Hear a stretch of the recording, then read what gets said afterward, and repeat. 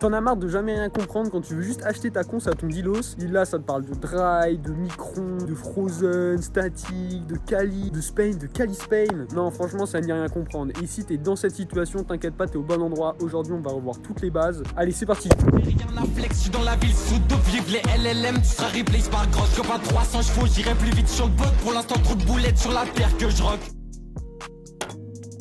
Donc, pour ceux qui veulent savoir, il est quand même bien dosé et c'est du dry 73U Nicole Kush. À mon avis, il y en a pas mal qui ont rien compris, mais on est ici pour ça. Et normalement, à la fin de cette vidéo, vous comprendrez ce que ça veut dire du 73U Nicole Kush, dry, machin truc. Allez, c'est parti. Coucou, c'est encore moi. Avant de continuer la vidéo, NordVPN. Bah non, j'ai 3 abonnés, vous croyez vraiment que je vais être sponsorisé? Non. Plus sérieusement, on va remettre 2-3 trucs au clair avant de continuer la vidéo pour que vous puissiez mieux comprendre un peu de quoi on parle parce que je vais utiliser 2-3 termes techniques. Donc déjà, le cannabis, c'est quoi? C'est ça, c'est une plante qu'on trouve à peu près partout sur la planète tant qu'il y a du soleil. Donc qu'est-ce qu'on consomme dans le cannabis? Déjà, une chose à savoir, c'est que on consomme que les plantes femelles car c'est elles qui produisent de la résine. Et où se trouve cette résine? C'est dans les petits trichomes que voici. C'est des espèces de petites boules de résine, ça ressemble un peu à des champignons. Et en gros, c'est dans ces trichomes donc que se trouve la résine. Et dans cette résine, on retrouve tous les cannabinoïdes, c'est-à-dire les terpènes, ce qui est responsable en grande partie du goût, mais pas que. Le CBD, CBG, CBN, et bien sûr celui qui nous intéresse le plus, on va pas se mentir, le THC. Donc le truc qui vous rend complètement stone et faille à ganja quand vous tirez de taf sur un joint. Donc pour le THC, ce qu'on va souvent entendre parler, c'est en pourcentage, surtout pour les fleurs, moins pour les résines. Pour les fleurs, le pourcentage, c'est entre 0, du coup 0, t'as 0% de THC, logique, et grand max 30%, parce que au-delà, c'est physiquement pas possible que ta plante soit constituée à plus d'un tiers de THC, ça paraît logique jusqu'à là, à part si c'est des trucs un peu spécifiques comme la moonrock ou des trucs comme ça, mais ça c'est un peu basiflemme de rentrer dans les détails. Mais bon, je pense maintenant que vous avez tout au clair, on peut passer à la suite de la vidéo.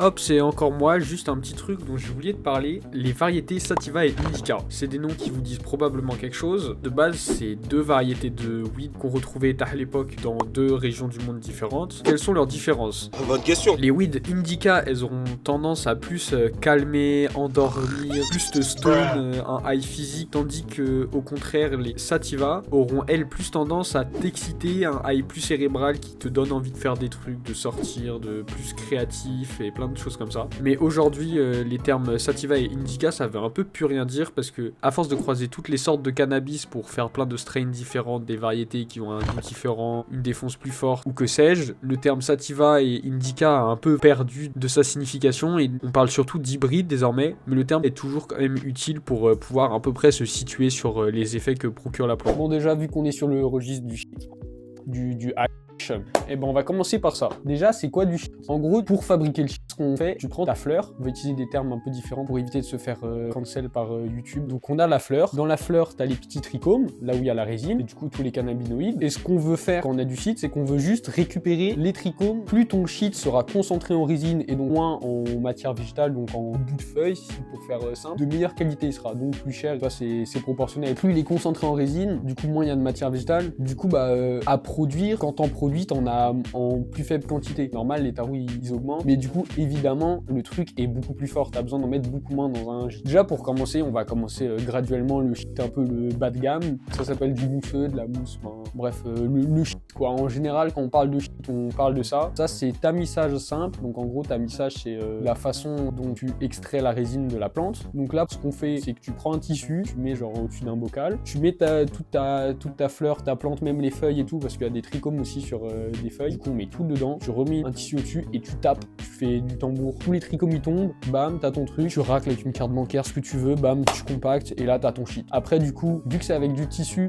ça fait des gros trous, tu vois, c'est genre en mode ça laisse passer toute la résine, mais ça laisse aussi passer beaucoup de matière végétale. Du coup ton truc, tu récupères beaucoup de quantité, mais c'est très peu concentré. Du coup des shit de ce type mousseuse, c'est des trucs que tu retrouveras généralement à genre pour 10 balles, 1, 5 grammes, 2 grammes. Si c'est plus, souvent ça veut dire qu'il est coupé à quelque chose, si c'est moins tu te fais carotte. Donc voilà, pour vous donner un petit ordre d'idée pour ceux qui s'y connaissent pas trop. Après quand t'augmentes un peu de qualité pour un shit un peu plus haut de gamme, voilà, on vient parler de dry ou filtré, on y reviendra pour le terme filtré parce qu'en fait filtré ça veut un peu rien dire. Et dans le game du dry entre guillemets, on parle en micron, donc le tamis qu'on utilise, il est indiqué en micron. Micron normalement vous savez ce que c'est si vous avez suivi en physique chimie au collège, mais pour les 2-3 secs pas du fond, en gros, les microns, c'est un ordre de grandeur très petit. De tête, je crois, c'est genre 0,001 cm, un micron. Du coup, c'est vraiment très petit parce que un trichome, ça fait entre 20 et 120 microns, si je me trompe pas. Du coup, le but, c'est que ça laisse passer que les trichomes. Du coup, ton shit, normalement, quand tu l'achètes, enfin, si tu achètes un plug qui est honnête et qui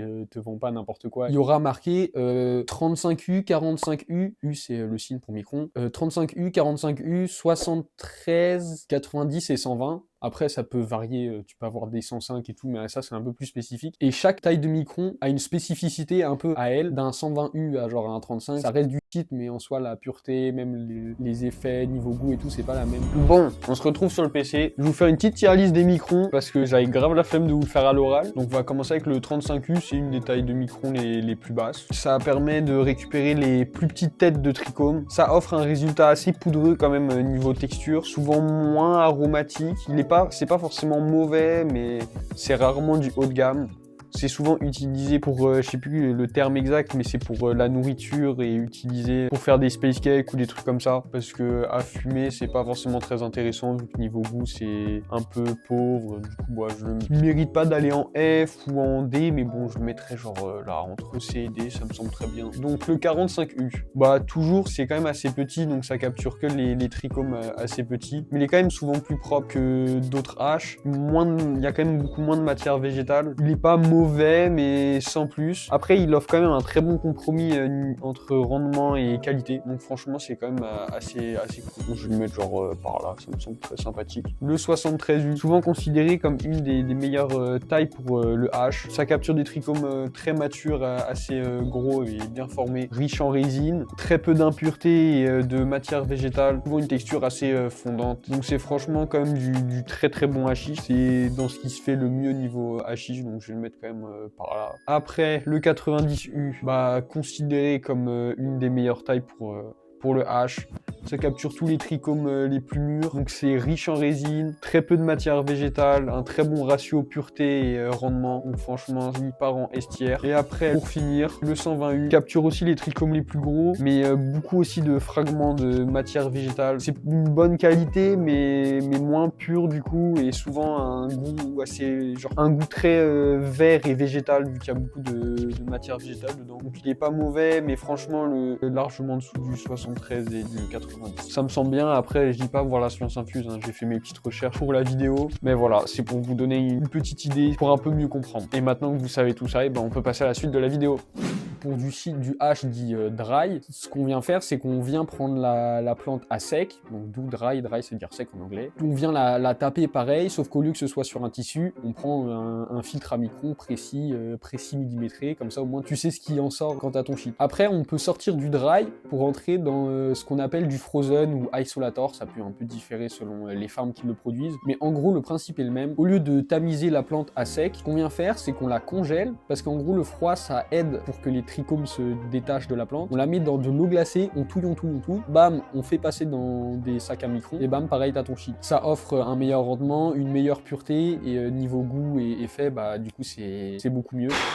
Oui, c'est encore moi. Aussi, si ce trou du cul serait foutu de bien faire son boulot, j'aurais pas à revenir toutes les 30 secondes. Pourquoi je suis là? C'est pour vous parler du statique. C'est encore un autre sous-genre de résine. Donc le statique, c'est quoi? C'est un peu le caviar du H. C'est un peu ce qui se fait de mieux. Donc ça consiste à quoi? Bon, c'est dans le nom, statique, électricité statique, vous pouvez vous en douter. En gros, tu prends ta poudre de trichome et de matière végétale, tu la fais passer dans un champ d'électricité statique. Les trichomes, ils sont attirés par truc électrique. Après, tu racles, tu récupères ça, et là, t'as un shit les fous qui envoie une bastos de fou furieux. Pour vous dire, à un moment, on avait topé ça avec des potes, on s'est fumé ça. T'as même pas besoin de mettre 0,1 g dans ton joint que t'es explosé sa grand-mère la pute. Le prix, ça peut faire peur, ça peut aller genre à plus de 30 balles le gramme, je dirais. Mais franchement, ça vaut vraiment bien le coup. Bon, je vous laisse avec la suite de la vidéo. Espérons qu'il me rappelle pas parce que j'ai autre chose à foutre, moi.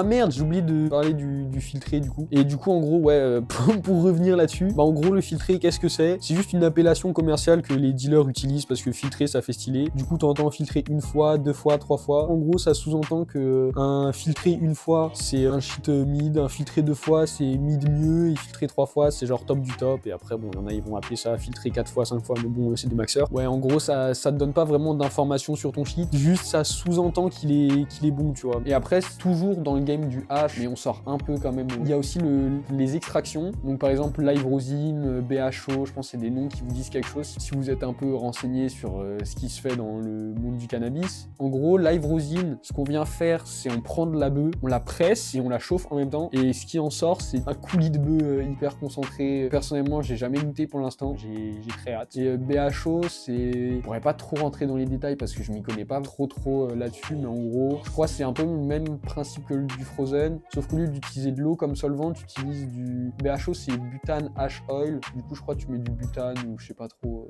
Je sais qu'il y en a, ils font avec de l'azote liquide. Bon, bref, t'as plein de variantes aussi, mais bon, là, si on commence à entrer dans tous les détails, on en a pas fini. On a une vidéo de 1h30. Donc, je pense qu'on en a à peu près fini pour cette partie sur le hash. Pour fêter ça, je rallume le petit Amiens.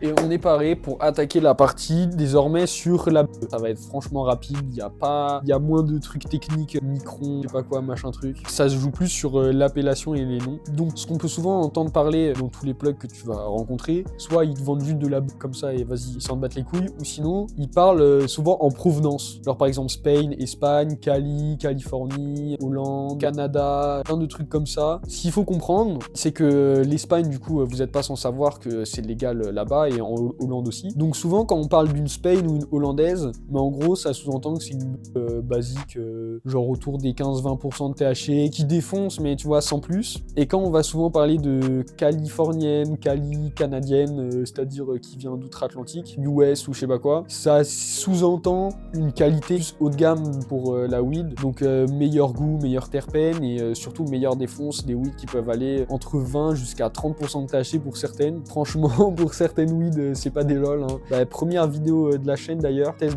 d'un pur de canadienne, et le pur j'ai fait 3 tafs, j'étais satellisé, j'étais dans un zion total. Ah franchement elle a eu une très belle découverte. Et ce qu'on peut entendre aussi du coup c'est Cali Spain, donc en gros ça veut dire que c'est une graine de weed californienne qui a été cultivée en Espagne. Donc en gros ce que ça veut dire c'est que c'est une weed un peu haut de gamme mais sans plus, parce qu'en soi les noms Spain, Cali, c'est aussi beaucoup de marketing. T'as aucune preuve que la weed vient vraiment de Californie ou d'Espagne ou d'Hollande ou je ne sais pas où, mais en soi t'as quand même une indication sur le produit que tu vas acheter. Quand tu sais que t'achètes une Cali, normalement tu t'attends à avoir une weed qui te défonce la gueule et pas la même chose que si t'achetais une Amnesia qui vient d'Hollande. Donc voilà, j'espère la vidéo vous a plu, likez, abonnez-vous, mettez la cloche, je sais pas quoi là, le baratin habituel. Tu lâches un petit com parce que les commentaires ça fait du référencement toujours, ça aide à mettre la vidéo en avant. Du coup pour donner de la force c'est formidable. Allez bisous, j'espère vous avez bien aimé la vidéo. Like, abonnez-vous, ouais je force là.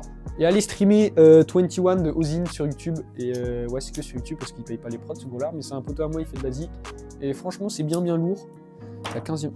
Putain, je suis en train de faire un trou de boulette en plus. La vidéo est bien trop longue. Au revoir.